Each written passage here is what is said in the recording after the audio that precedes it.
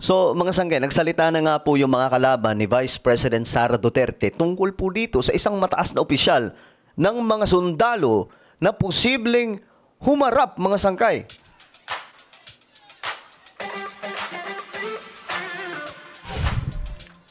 Yo, what's up guys? This is me. We are back. At ito nga po, pag-usapan po natin ngayon ng isa pong sundalo, mga sangkay na pwede pong humarap at any moment kung ipapatawag. Kaso ang problema, mukhang ayaw pong ipatawag ng mga kalaban ni Sara Duterte na medyo napapatanong din po tayo kung bakit, mga sangkay. Bakit tila baga takot ang mga ito, mga sangkay. So, malalaman po natin ngayon. Anyway, sa mga hindi pa po dyan nakakapag-subscribe, subscribe nyo po yung ating YouTube channel. Sa mga nanonood po sa Facebook, follow nyo po yung ating Facebook page. So ngayon, ito kasi ang balita. Nagsalita na po ang prosekusyon at ayon sa kanila, hindi raw po sila natatakot kay La Chica. Pero alam po natin, mga sangkay, yung mga ganyang linyahan, takot yan pagka ganyan. No? Hindi ako natatakot, pero sa loob-loob takot. Kasi kung hindi sila takot, ipapatawag nila yan. Kasi yung pera pala, yung confidential fund ni Sara Duterte ay ibinigay sa mga sundalo. At sila Chica ang isa sa numero unong nakakaalam kung saan pinamigay yung confidential fund. So ngayon, mga sangkay, medyo ano to, kasi pag pinatawag nila, doon nila malalaman sa mukhaan, nasasabihin ni La Chica na ang perang yon ay para sa pondo ng mga intel. At kung bakit ganun yung mga pangalan, halimbawa na lamang, mga sangkay, yung Mary Grace Piatos, sasabihin nila, mga sangkay, sasabihin po ni Colonel na kaya ganun yung mga pangalan dahil hindi po pwedeng ilabas yung mga pangalan dahil mapanganib. Legit po yan, mga sangkay.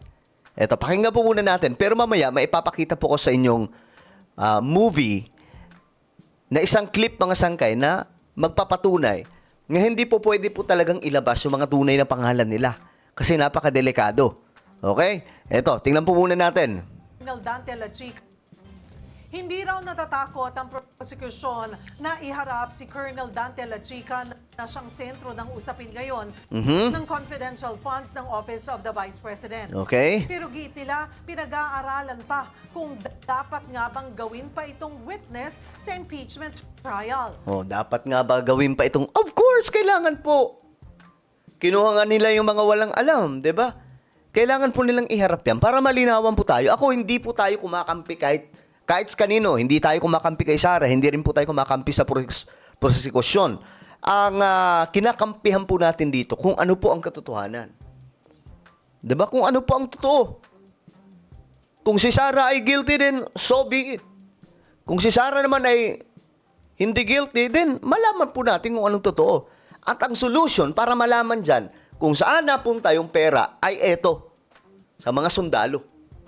So, kailangan nila mag-imbestiga sa hanay ng mga sundalo. At doon, mga sanggay, mas magkaklaro na po ang lahat. Narito ang frontline report. Sa pagtalakay ng confidential funds ng Office of the Vice President, umiikot lang ito sa usapang si Colonel Raymond Dante La Chica, ang tunay na nag-disburse ng milyon-milyong pisong pera. Siya raw kasi ang inatasan mismo ni Vice President Sara Duterte. Pero ang prosekusyon, hindi pa masabi kung iaharap ba siya bilang testigo sa impeachment trial.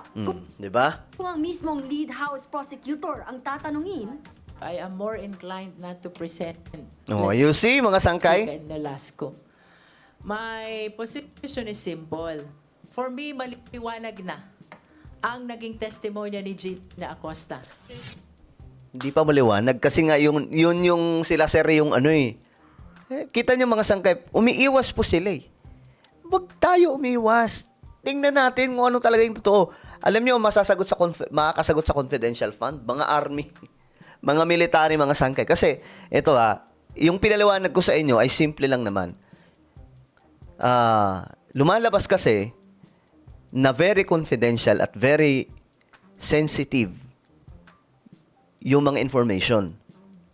Pero, sa simpleng pagpapaliwanag, mga sangkay, ito. ang mga nakalagay na mga pangalan na kakaiba, na may mga perma pa nga po, ay mga ano lang, mga alias. Kasi hindi nila po pwedeng ilagay yung kanilang pangalan kasi itutumba sila ng kanilang mga kalaban. Kasi yung mga yan, mga sangkay, nagmamanman po yan, yung trabaho nila, kaya po sila pinupunduhan ng ganyan. Nagmamanman sila sa mga kalaban ng gobyerno. Kahit sino pa yan. Mula po sa Armed Forces of the Philippines, mga tao po yan ng mga general, mga tao po yan ng mga colonel, ng mga major, ng mga opisyal ng AFP. At kahit po yung NBI, kahit yung kapulisan, mayroon din po niyan. Now, mga sangkay, para mas maliwanag, ito. Ipapanood ko lang sa inyo itong movie na hango po, mga sangkay, sa kung ano po ang related sa pinag-uusapan natin. Hello? Sarge, telepono.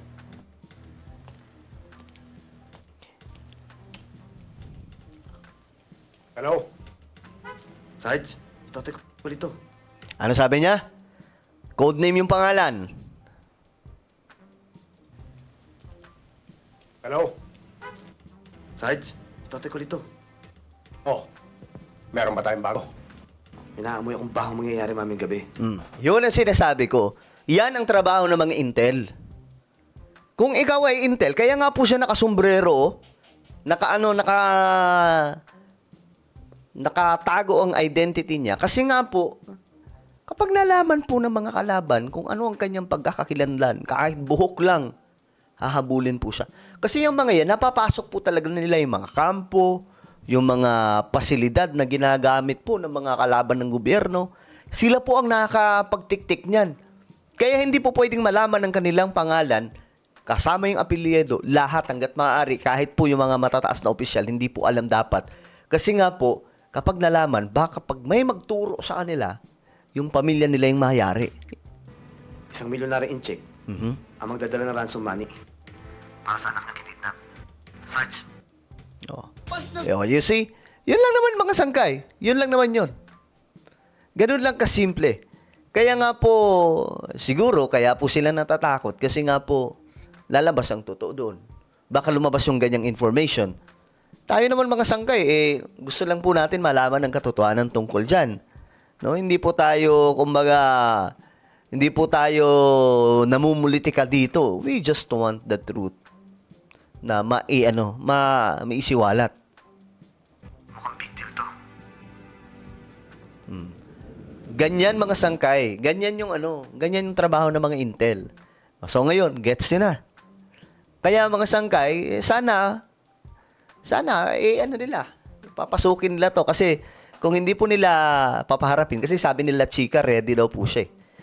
Si Colonel La Chica ay ready magsalita. At baka magulantang sila kapag magsalita to, mga sangkay. Diba? Well, ano po ang inyong opinion? Comment down below. Meron tayong YouTube channel. Ito po ay Sangkay Revelation. Hanapin nyo po ito sa YouTube ngayon din. Kapag nakita nyo na, i-click nyo po yung subscribe. I-click ang bell at i-click nyo po yung all. Ako na po ay magpaalam. Mag-iingat pong lahat. God bless everyone.